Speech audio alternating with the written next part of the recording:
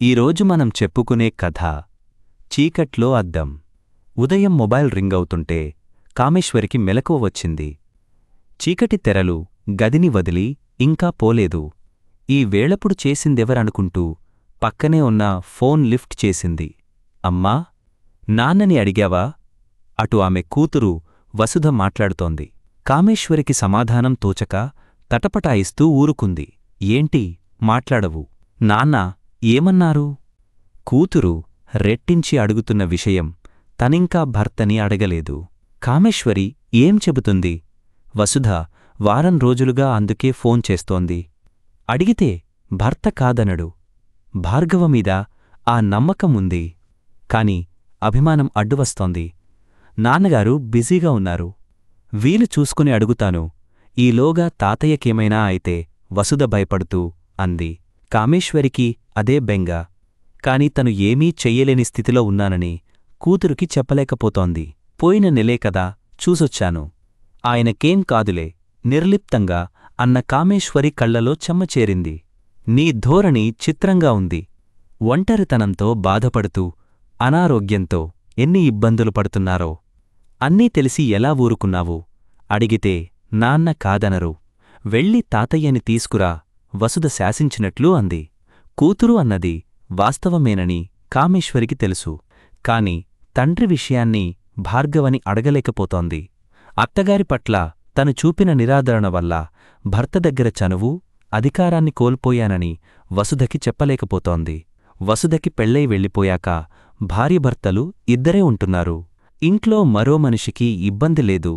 అందుకే భార్గవ కాదనడని నమ్మకమూ ఉంది. అమ్మా, ఏమైంది నీకు? నేను చెబుతోంది విన్నట్టులేదు.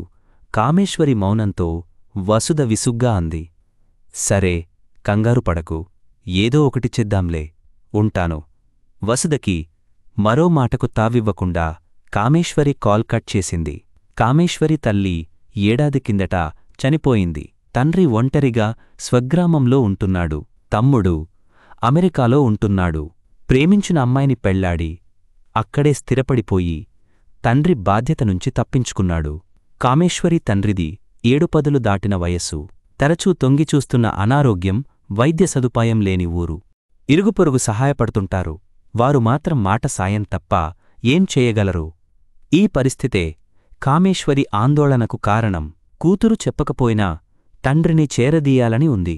వీలు చూసుకుని వెళ్ళి చూసొస్తోంది. వృద్ధాప్యంలో ఒంటరిగా ఆయన పడుతున్న ఇబ్బందులు చూస్తూ బాధపడుతోంది. ఇంటికి తీసుకొచ్చి తండ్రిని ఆదరించలేకపోవడం ఆమె స్వయంకృతం. అది తన అత్తగారి పట్ల కామేశ్వరి చూపిన బాధ్యతారాహిత్యం. కామేశ్వరి ఉదయం కూతురితో మాట్లాడాక భర్తను అడగాలనుకుంది. కాని అతడు భార్య లేవకముందే తయారై బయటికి వెళ్ళిపోయాడు. భార్గవ వారం రోజులుగా తెల్లవారుతూనే వెళ్ళిపోతున్నాడు. తిరిగి ఏ రాత్రికో వస్తున్నాడు. ఉదయం 9 గంటలకు ఆఫీసుకు వెళ్ళి సాయంత్రం 6 గంటలకు వచ్చేవాడు. ఇప్పుడు భర్త ఎక్కడికి వెళుతున్నాడో, ఏం చేస్తున్నాడో కామేశ్వరికి అర్థం కావడంలేదు. అడిగే అవకాశమూ దొరకలేదు. తల్లి చనిపోయినప్పట్నుంచి భర్తలో వచ్చిన మార్పు కామేశ్వరికి తెలుస్తోంది. చెప్పుకోలేని స్పర్ధలు తమలో చేరి దాంపత్యంలో దగ్గరతనాన్ని కోల్పోతున్నామనుకుంది. లేకపోతే భార్గవ ఎందుకలా ప్రవర్తిస్తున్నాడు? మరోవైపు తండ్రి పట్ల నిస్సహాయత. దీనికంతటికీ కారణం తనే అనుకుంది. దానికి రోజు పశ్చాత్తాపడితే సరిపోతుందా? సమస్యలు సమసిపోయి మానసికాందోళన సద్దుమణుగుతుందా? ఏం చెయ్యాలి? ఏది పరిష్కారం? కామేశ్వరి ఈ ఆలోచనలతో అంతర్మథనంలో పడింది. భార్గవ కోసం ఎదురుచూస్తూ గతాన్ని గుర్తుచేసుకుంది. భార్గవ తండ్రి 10 ఏళ్ల కిందట చనిపోయాడు. ఒంటరైన తల్లిని ఇంటికి తీసుకురావాలనుకున్నాడు. అందుకు కామేశ్వరి అంగీకరించలేదు. అత్తగారిని ఆదరించడానికి నిరాకరించింది. చేరదీస్తే పరిచర్యలు, ఆర్థిక ఇబ్బందులమీద పడతాయనుకుంది. బాధ్యత నుంచి తప్పించుకోవడానికి ఆమెకు అనేక కారణాలు కనిపించాయి. అత్తగారికి పుట్టింటి భరణంగా సంక్రమించిన ఆస్తిని అమ్మి ఆ డబ్బు కూతురుకిచ్చిందన్న అసూయ, కొడుక్కి వాటా ఇవ్వనందుకు అక్కసు పెంచుకుంది. అత్తగారు చేసింది సంప్రదాయంతో పాటు న్యాయబద్ధమైంది. కాని స్వార్థబుద్ధితో ఆమెపై స్పర్ధ చూపించింది. పైగా నెలనెలా వస్తున్న పింఛన్ని కూతురికే ఇచ్చుకోమని అత్తగారి బాధ్యతని ఆడపడుచుమీదకి నెట్టేసింది. తల్లిని చేరదీయాలన్న భార్గవ ఆలోచనని కామేశ్వరి పడనీయలేదు.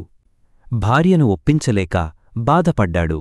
తల్లిమీద ప్రేమ ఉన్నా కామేశ్వరి దురుసుతనం భరించడం కష్టమని తెలుసు.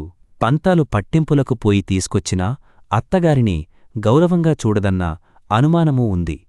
చెల్లెలి దగ్గరే తల్లికి సదుపాయం సుఖం ఉంటుందని ఊరుకున్నాడు. అలా సంసారంలో సర్దుకుపోయాడు.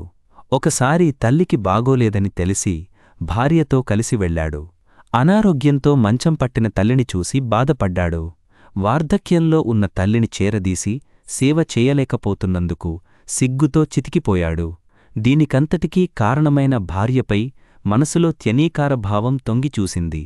ఆ కోపంలో భార్యకు బుద్ధి చెబితేగాని మానసిక క్షోభ చల్లారదనుకున్నాడు. కామేశ్వరి భర్త మొహంలోని మార్పుని పసిగట్టింది. మంచం పట్టిన అత్తగారిని ఇంటికి తీసువెళ్లాల్సి వస్తుందన్న భయం మొలకెత్తింది. ఆమె ఊహించినట్టుగానే ఆ ప్రస్తావన వచ్చింది.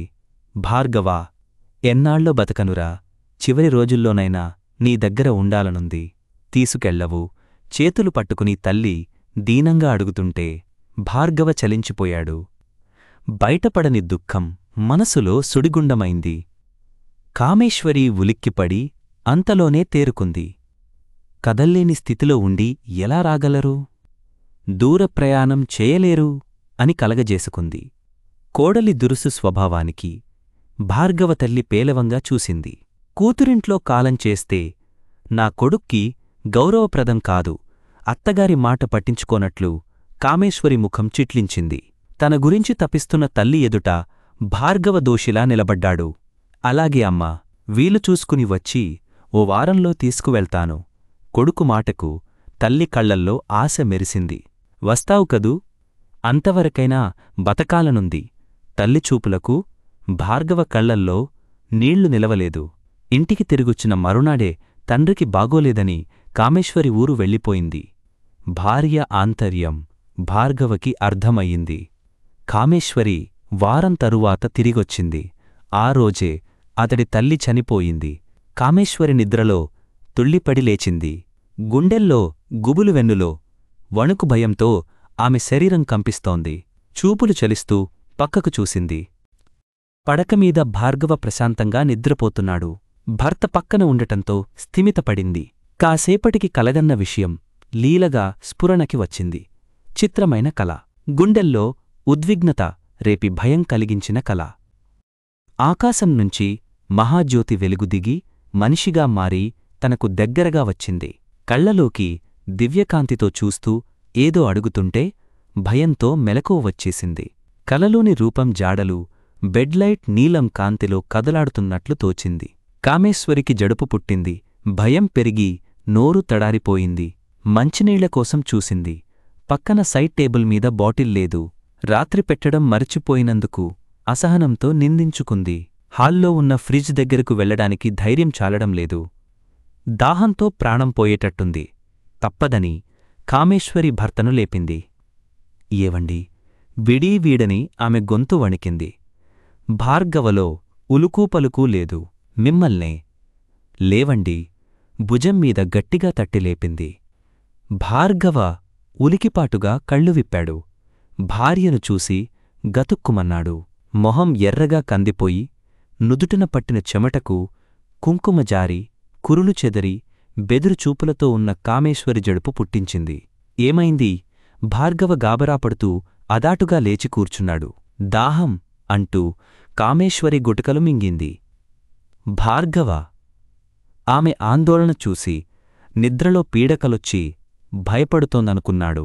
తెస్తానుండు అని మంచినీళ్ల కోసం వెళ్లబోతుంటే కామేశ్వరి వారించింది. వెళ్ళొద్దు, నాకు భయంగా ఉంది, బెదిరిపోతూ అంది. ఎందుకలా కలవరపడుతున్నావు? లైటు వేస్తానుండు. భార్గవ తలగడ పక్కనున్న స్విచ్ వేశాడు. గదిలో వెలుతురు పడగానే కామేశ్వరి భయం తగ్గినట్లనిపించింది. తేలిగ్గా ఊపిరి తీసుకుంది. వెళ్ళి మంచినీళ్లు తెచ్చాడు. కామేశ్వరికి దాహం తీరి గుండెతడ తగ్గింది. పీడకలొచ్చిందా? అంతలా భయపడ్డావు? కాసేపాగి భార్గవ అడిగాడు. అది కలా కాదేమో కామేశ్వరి తలచుకుంటూ అయోమయంగా చూసింది. మరి భార్గవ విస్మయంగా అన్నాడు. ఏమో, ఆత్మలుంటాయా? కామేశ్వరి శూన్యంలోకి వెర్రిగా చూస్తూ అంది. భార్య మానసిక స్థితిని ఆమె మాటల్లోనే అర్థం చేసుకోవాలనుకున్నాడు భార్గవ. మనసులో సంఘర్షణతో లేనివి ఊహించుకుంటున్నావు. కామేశ్వరి కనురెప్పలు విప్పార్చి భర్త మొహంలోకి గుచ్చి చూసింది. కాదు, తీరని కోరికలతో చనిపోయిన వారి ఆత్మలు మన మధ్యనే ఉంటాయట. భార్గవకి తల్లి గుర్తుకొచ్చింది. చివరి దశలో తన దగ్గర ఉండాలని కోరుకుంది. అది జరగలేదు. కారణం కామేశ్వరి. భార్య తన తప్పు తెలుసుకుందనుకున్నాడు భార్గవ. అందుకే చనిపోయిన అత్తగారిని తలచుకుని పశ్చాత్తాపంతో భయం పుట్టి ఆత్మ అన్న భ్రాంతిలో పడిందనుకున్నాడు. అదంతా నీ భ్రమ, భయంలోంచి పుట్టిన భ్రాంతి. భర్త మాటకు కామేశ్వరి కాదన్నట్లు చూసింది. మీకు నమ్మకం లేకపోవచ్చు, కాని నిజం అచ్చం అత్తగారిలా ఉంది. దేదీప్యమైన వెలుగునుంచి పుట్టి నా పక్కనే కూర్చుంది. అది ఆత్మే. నన్నేదో అడుగుతుంటే భయంతో మెలకువ వచ్చేసింది. కామేశ్వరి కళ్లల్లో భయం మళ్ళా చేరింది. సరే అమ్మా, ఆత్మ వస్తే భయం దేనికి? భార్గవ ప్రశ్నకు కామేశ్వరి దగ్గర సమాధానం లేదు. తెల్లబోయి చూసింది. మనకి బుద్ధి కొరవడినప్పుడు తప్పులను కాలమే వేలెత్తి చూపుతుంది. అప్పుడు చింతనలోంచి సంఘర్షణ మొదలై వివేకంతో పాటు భయమూ పడుతుంది. ఆ భయమే ఆత్మ అన్న నీ భ్రాంతి భార్గవ ప్రశాంతంగా వివరించాడు. అర్థం చేసుకునే క్రమంలో కామేశ్వరి తన గురించి తెలుసుకుంది. వివేకంతో ఆలోచించు. అమ్మ మన మంచిని కోరుకుంటుంది, తప్పలు క్షమించి ఆశీర్వదిస్తుంది. భార్గవ భార్యను ఆత్మీయంగా చూస్తూ అన్నాడు. కామేశ్వరి పశ్చాత్తాపంతో వస్తున్న దుఃఖాన్ని నిలవరించలేక ఏడుస్తూ భర్త గుండెలమీద వాలిపోయింది. ఉదయం భార్గవ మొబైల్ రింగవుతుంటే భార్యాభర్తలిద్దరికీ మెలకువ వచ్చింది. అప్పటికే గది ప్రకాశవంతమైన వెలుగు నింపుకొనుంది. భార్గవ పక్కనే ఉన్న ఫోన్ లిఫ్ట్ చేశాడు. ఏరా వసూతల్లి, ఇంత ఉదయాన్నే చేశావు? ఫోన్ చేసింది కూతురని కామేశ్వరికి అర్థమైంది. క్షేమంగా ఉన్నారు, త్వరగానే రికవరీ అయ్యారని డాక్టర్లే అన్నారు. నీ తొందర హాస్పిటల్ వారికుండదు. 11 గంటలకు డిశ్చార్జ్ చేస్తానన్నారు. వసుధ ఏమడుగుతోందో, భార్గవ ఏం చెబుతున్నాడో ఊహకి అందక కామేశ్వరి అయోమయంగా చూస్తుండిపోయింది. ఏది, నీ కాల్తోనే ఇద్దరమూ లేచాం, తప్పకుండా అమ్మతో మాట్లాడతావా? సరే, తాతయ్య ఇంటికి వచ్చాక. భార్గవ కాల్ కట్ చేశాడు. కామేశ్వరికి గందరగోళంగా ఉంది. భర్త చివరి మాటకు ఏదో అర్థమైనట్లు లీలగా తోచింది. తండ్రి ప్రస్తావనతో మనసు ఉద్వేగభరితమైంది. భావోద్వేగంతో కళ్లలో నీళ్లు తిరిగాయి. కామేశ్వరి ఆతృతగా భార్గవ వైపు చూసింది. నువ్వు ఊహిస్తున్నది వాస్తవమే. మీ నాన్న క్షేమంగా ఉన్నారు. అదే మన అమ్మాయితో చెప్పాను. ఎలా? కామేశ్వరి సంభ్రమాశ్చర్యాలకు లోనయింది. వారం కిందటే తీసుకొచ్చి హాస్పిటల్లో జాయిన్ చేశాను. ఈరోజు నీకోసం ఎదురు చూస్తుంటారు, భార్గవ ఆత్మీయంగా అన్నాడు. భర్త ఔదార్యానికి కామేశ్వరి మనసు కృతజ్ఞతతో నిండిపోయింది. ఏమనడానికి మాటలు రాక నీళ్లు నిండిన కళ్లతో భార్గవని చూస్తూండిపోయింది. ఇంకా కన్నీరెందుకు? త్వరగా తయారైతే వెళ్ళి మీ నాన్నగారిని తీసుకొద్దాం, భార్గవ తొందరచేశాడు. కామేశ్వరి మనసు ఆర్ద్రతతో నిండిపోయింది. కన్నీళ్లు తుడుచుకుంటూ సంతోషంగా లేచింది. చీకటి గదిలోని అద్దం. వివేకం లేని మనసు ఒక్కటే, అద్దానికి వెలుగు. మనసుకి వివేకాన్నిచ్చే బుద్ధి కావాలి. భార్గవ, వసుధ కలిసి కామేశ్వరికి అదే ఎరుకపరిచారు.